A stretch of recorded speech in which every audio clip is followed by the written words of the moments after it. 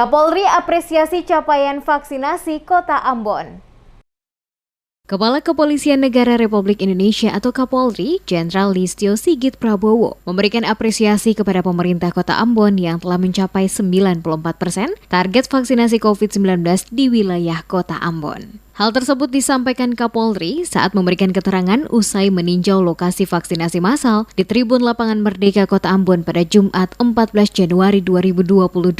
Di hadapan wartawan, Kapolri menyampaikan ucapan terima kasih karena pelaksanaan vaksinasi oleh pemerintah Kota Ambon telah mencapai 94%.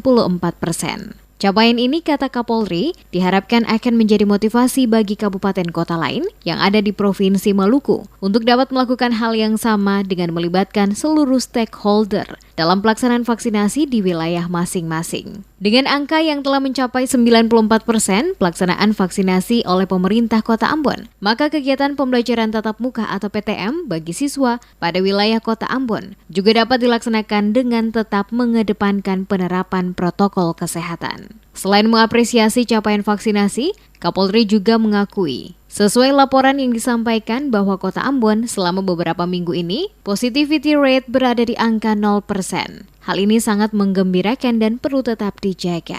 Kewaspadaan juga harus tetap ditingkatkan dengan terus melakukan vaksinasi bagi warga yang hingga kini belum melaksanakan vaksinasi. Karena saat ini diperlukan kewaspadaan terhadap varian Omikron yang datang dari pelaku perjalanan luar negeri, namun sudah menjadi transmisi lokal.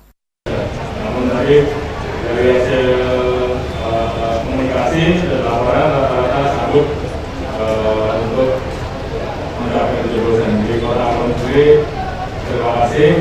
Sedangkannya sudah di angka 94%.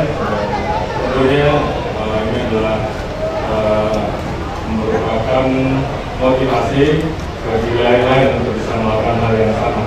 Karena ini berdampak kepada kegiatan lanjutan, yaitu aturan mengenai pendidikan tatap muka.